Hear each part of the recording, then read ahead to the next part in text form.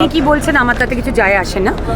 আমরা নির্বাচনের জন্য আলাদা করে প্রচার করি না, আমরা সারা বছরই থাকি। আপনারা যদি দেখে থাকেন ইলেকশন ডিক্লেয়ার হওয়ার আগের দিন অবধি আমি ওয়ার্ডে ওয়ার্ডে পাড়া বৈঠক করছিলাম।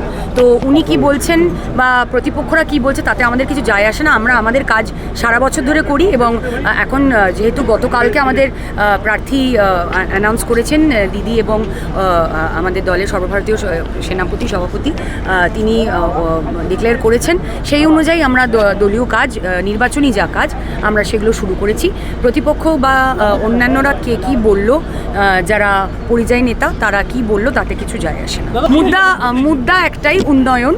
মুদ্রা না, আমি বলবো যে আমাদের সারা বছরই আমাদের এজেন্ডা মানুষের জনসংযোগের যখন আমরা করি আমাদের এজেন্ডা একটাই থাকে, মমতা বন্দ্যোপাধ্যায়ের মা মাটি মানুষের উন্নয়ন, এবং সেটাই আমরা ঘরে ঘরে তুলব, মানুষের কাছে পৌঁছাবো যে সারা বছর আমরা যে পরিষেবা দিই মা মাটি মানুষের সরকারের, সেইটা আমরা তুলে ধরবো। মুদ্রা এটাই যে বিজেপি হারছে। আমি এটাই দেখি যে অবশ্যই পেশায় আমি একজন অভিনেত্রী, কিন্তু দল যখন আমাকে দায়িত্ব দিয়েছেন, একজন জনপ্রতিনিধি হওয়াটা একটা বড় দায়িত্ব পালনের কাজ, অনেক বড় চ্যালেঞ্জ বলবো না, অনেক বড় রেসপন্সিবিলিটি, এবং সেটা ঠিকভাবে পালন করাটাই আমার কাছে আমার টার্গেট থাকে। বিজেপির কালচারটাই এটা, তারা তো উন্নয়নের কোনো কথা তারা বলতে পারবেন না, তো সেই জন্যে তারা ব্যক্তিগত আক্রমণই করে থাকেন। আমাদের রাজনৈতিক পথ চলায় আমরা এটাই শিখেছি যে ব্যক্তিগত আক্রমণ করব না, রাজনীতির ময়দানে লড়াই হবে, গণতান্ত্রিক মাধ্যমে লড়াই হবে।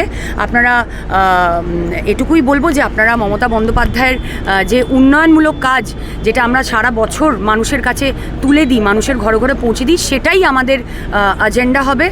প্রত্যেকটা নির্বাচনে তাই হয়েছে, এই নির্বাচনেও তাই। আমাদের তো গণতান্ত্রিক পদ্ধতিতে মমতা বন্দ্যোপাধ্যায় যেখানে আছেন সেখানে সবাই সবার মতো গণতান্ত্রিক পদ্ধতিতে তারা প্রচার করে, তাদের কাজ করে। তিনিও একটা পলিটিক্যাল পার্টির মনোনীত প্রার্থী, তো তিনি করছেন প্রচার, মানুষ তো নিদান দেবে।